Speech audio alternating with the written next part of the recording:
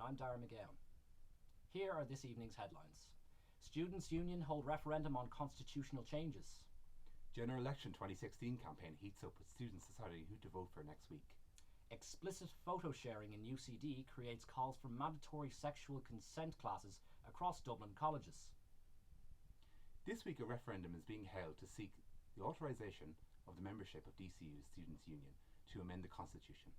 These changes will introduce an Irish language officer to the executive, modify nomination requirements, expand the deadline for elections, create a gender-neutral constitution and make minor housekeeping changes. Andrew Byrne has more on why you should vote. Following allegations made against you. There is just over a week to go until voting begins for the general election, and politicians are hard at work canvassing for votes. There isn't a street lamp or telephone pole that isn't covered in election posters, and it's hard to escape the constant coverage of the race. A big question over this election is whether young people will turn out to vote. Social media is playing a big role in this year's election, with many politicians and parties using Facebook and Twitter to connect with voters, and perhaps it will result in a high student turnout. There have been several successful voter registration drives, as USI and other organisations have reported that over 80,000 students have registered in the last 2 years.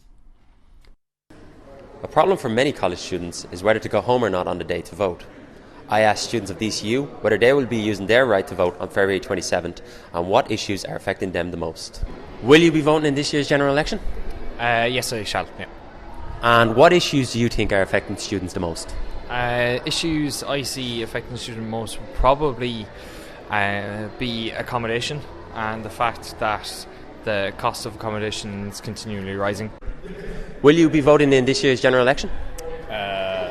Yes, yeah, hopefully, yeah, as long as I can make it. You know, obviously there's plenty going around of students needing to get loans instead of grants and SUSI stuff like that, and obviously that's obviously terrible. I mean, it's hard enough to get a SUSI as it is. I will indeed. I think everybody should be using their right to vote. It's there for a reason. And students kind of came out in their numbers last year with the same-sex marriage referendum. It was really nice to see that. Hopefully they'll come out again and vote for the election. A big issue affecting students every election are third-level education fees. Several parties have addressed the issue in their manifestos. Fine Gael want to introduce a new loan scheme for third-level education. They would make college free to access, and graduates would begin to pay back tuition fees once their income reaches a certain level. Next week, Fianna Fáil say the student contribution fee will not rise for 5 years if elected. They have also committed to increase funding to third-level colleges, as well as examine a new loan system for students who cannot access the student maintenance grant. Labour state that they will cut student fees by €500 if re-elected. Sinn Féin wish to abolish student fees gradually over a term in government. They say to do so, they will reduce the student contribution and replace the lost revenue to colleges through the central exchequer. These type of promises have come up in previous elections in order to gain the student vote. Yet with a successful marriage equality referendum last year that saw students and youth get involved in politics, projections are high for student turnout. If people are still unsure who to vote for, they can use the Smart Vote website to see who is running in your constituency and what candidate is best matched to you by answering 30 questions about policy and comparing your answers to the TDs. Voting will take place Friday the 27th of February, and if all goes to plan, the count will begin the following day. I'm Jordan Kavanagh, DCUtv News. Apologies for our technical issues here in the studio. General Election 2016 is just over a week away. Speculation has reached fever pitch in the run-up to the polling day on February 26th. Jordan Kavanagh has taken a look at the campaign trail and got the views of DCU students travelling back home to their constituencies. With the alarming cases in recent weeks of explicit images being shared of women attending UCD, mandatory sexual consent classes are to be introduced by the college's student union alongside Trinity College Dublin. Eva McCormick has this report on the recent events and whether DCU should be following in their footsteps. CD students last week in relation to revenge porn. I spoke to Welfare Officer Donal Harkin and DCU students about the need for sexual consent classes in DCU. So after all the stuff that happened recently in the news of the UCD Trinity, we're looking to something for next year now for the orientation talks. We have a sexual consent talk at the orientation for students. Like for other students in the years, it's hard to get them to come to talks. Like for instance, during Shag Week we had a consent talk, but it is hard to go. But we also put on a lot more classes as well Whether or not students go is the question, but for first years coming in, we're going to hopefully have consent talks at every single orientation talk in Gaelic, so therefore we build a culture of it through the years. Yeah, I think they're a good idea because then people know like what the rules and regulations are for sexual consent. So people might not be aware, they might think that something is okay. So then just bringing classes to make people aware, I think it's a better idea than not having anything at all. I don't really agree with it, to be honest. I kind of feel a little bit insulted because you're generalising the whole gender. I don't think I'd be comfortable enough going to a sexual consent class because it kind of means you're classing me in with a bunch of other idiots that I used to be. There's no denying that there is a problem, but I don't think it's fair to just generalise. You don't get that in secondary school or primary school. There's no kind of basis of grading of it. So I think it'd be really, really important, especially you got people doing it for first year, if you get these consent classes. So the university is more than just it's about solution learning as well. It's about understanding people as much as possible. So I think it'd be a great idea to bring them in. Yes, I do believe that sexual consent classes should be brought into DCU. I think it's very important. It's obviously a huge issue. I mean, just look at what happened in UCV. We need to start educating people about this. I think it would be a good idea because I think it's happening a lot more nowadays that girls just don't get into the habit of saying no, and they're too weak to say no, and they feel like, you know, if I don't say no, I'm saying yeah, do you know, that kind of way. So I think it would be a good idea because it would protect a lot more girls and probably a lot more lads as well, because a lad wouldn't know if a girl is saying yes or no. If she's not saying no, then they think she's saying yes. So it's all to do with that and the psychology of it, so it would be a good idea. This is Aoife McCormack for DCUtv News. DCU Careers Week took place last week and featured some opportunities for current students to understand more about what they can get out of their degrees. Kevin Kelly went out to meet the graduates who are one step further on in their lives and got their stories of life after college. The game well with early frees from left half forward Chris Conroy, with the Cavan native kicking 4 of Carlo's 5 first half points. After a slow start, the defending champions kicked into gear on the back of some outstanding play from Monaghan corner forward Shane Carey, who kept DCU within touching distance with 2 fine first half scores. Careers Week in DCU saw events take place across campus to get students thinking about the careers ahead of them. Events took place on many different topics related to careers, from J1 presentations to movie showings to LinkedIn workshops. The main area of help though came with info stands sitting around buildings which provided students with the help and know-how they needed. Siobhan Murphy is a careers advisor here in DCU. The information stand is here today as part of a wider suite of activities as part of Careers Week. And Careers Week was a joint project with Students' Union and the Careers Service. One of the things that we really wanted to get out is to get careers out into all of the faculties during this week. We've had loads of different skill sessions, but we thought perhaps an information stand about how you engage with the Careers Service might be very beneficial to students.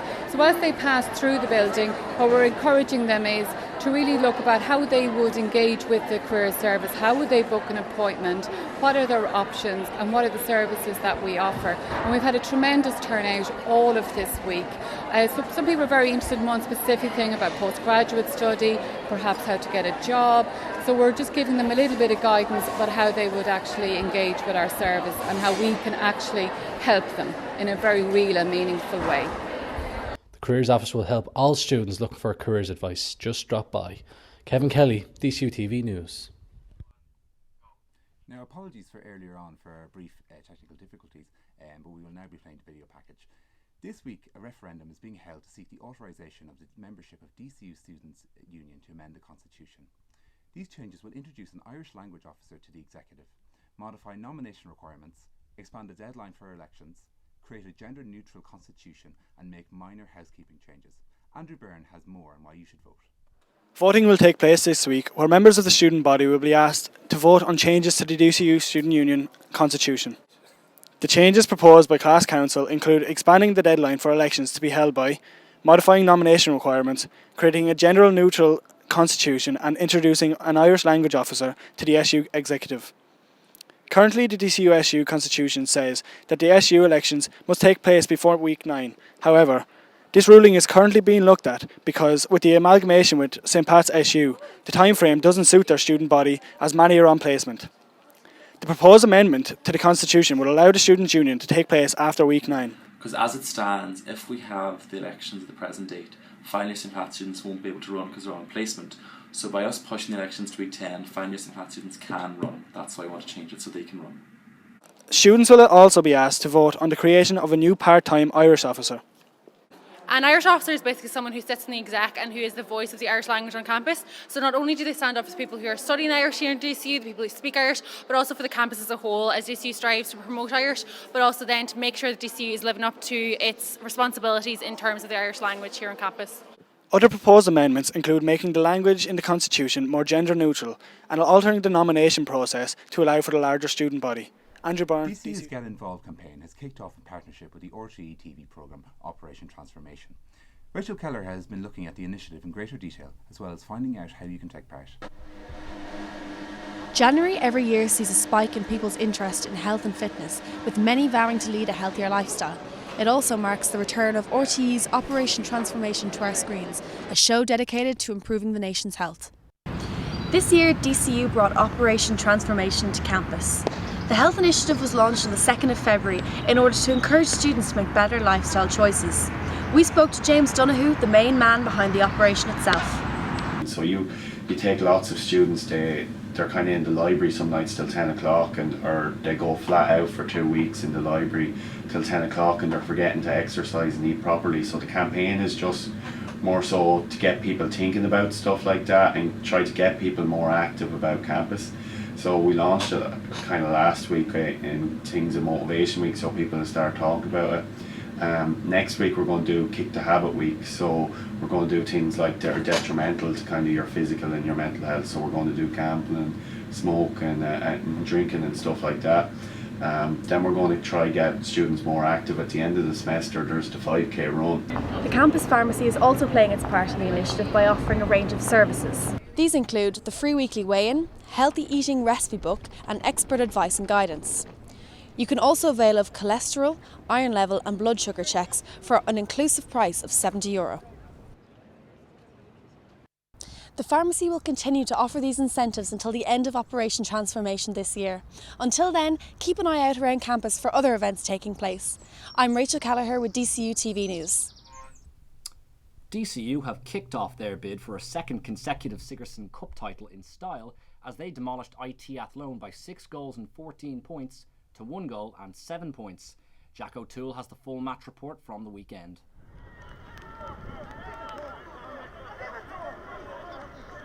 DCU then extended their lead after a great sweeping move started by Dublin midfielder Shane Carty. After several hand passes, the ball eventually worked its way up to Michael Quinn, who then picked out Dermot O'Connor with a lovely crossfield pass, with the Mayo footballer finding himself in acres of space before popping the ball over the bar. O'Connor would add his second point of the game a few minutes later as DCU began to turn their patient build-up into well-taken scores. O'Connor's point was enough to ensure DCU entered the break all tied up with a half-time score of 5 points apiece. Carey started the second half in much of the same vein as he ended his first, opening the scores with a well-taken free to give the visitors an early second-half lead. As the second half wore on, DCU began to pull away from Carlow as Carey continued to punish the host through the middle of the pack. The informed forward picked their former Brisbane Lions star Colin Begley, who in then turn found Ultan Harney, who kicked his only point of the game to give DCU a 3-point lead. Carey would add another free and a well-taken point from play before substitute David Mannix further extended the visitors' lead with a well-taken point just metres in from the sideline. Further scores from Mannix and a late point from substitute Stephen O'Brien would ensure DCU left with a comfortable win and a place in this year's semi-finals. After the game, we caught up with DCU coach Niall Moynihan to hear his thoughts on the game. Typical Sigerson, tough game. There's no easy games in Sigerson, and we've known that down through the years. We've known that it's on. You've got to show up every single day, and to be fair to them, we did show up, but they put in a phenomenal performance in the first half and they really put it up against it to us. But look, like last year, the team found a way to win, and that's what we try to put into our team. It's about finding solutions to the problems that are thrown out at you, and lucky enough we came out in the second half and won it. They seemed to stifle you a lot in the first half. Obviously, you entered the break all level, but you really pulled away early in the second half. Would you make any adjustments at half time, or what do you think was the difference in the second half? Well, we knew they were going to play that game, and obviously they made the pitch much smaller as well. And I think that certainly didn't suit us, making narrowing the pitch by 20 metres, and it became a very, very confined pitch, and they probably ran out of steam in the second half. And they have some great football players. That was, don't take away from them. I really admire them and really the quality of their football, and maybe just with a few quality players and a better bench in the second half, and that allowed us to pull away. And thoughts on the semi-final, obviously, it brings you one step closer to your goal. Obviously, repeating as champions would be fantastic. Yeah, it hasn't been done, I think, in 20-something years. We're going up against the hosts and the favourites, loaded team. But look, it's a challenge. As I said to the guys a few moments ago, if you're not in, you can't win. So at least we're there, and we'll give it 100%. I'm Jack O'Toole, live from IT Carlow. And finally, committee members of DCU's Media Production Society handed over their cheque from the money raised during this year's 24-hour broadcast. The Society raised a record amount of over €7,000 for the mental health charity Jigsaw, a branch of Headstrong. Glenn Murphy went along to find out to get the full story. 88 cent. Last Monday, members of the Media Production Society's committee travelled to Jigsaw's headquarters in Dublin city centre to present them with the cheque for the money raised.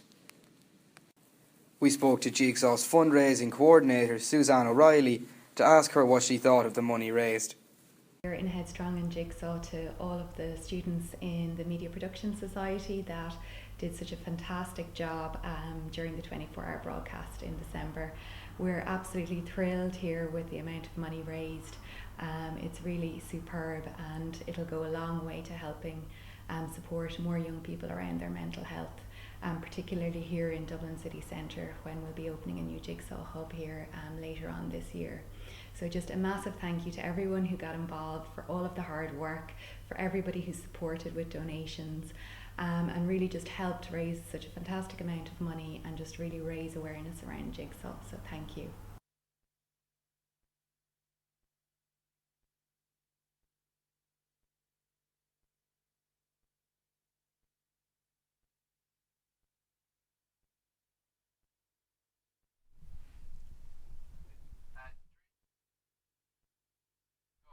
That's all your news for now. You can keep up to date with the latest stories on the DCUtv website and YouTube page. I've been Simon Doyle. And I've been Darren McGowan. Thanks for watching, and a very good evening.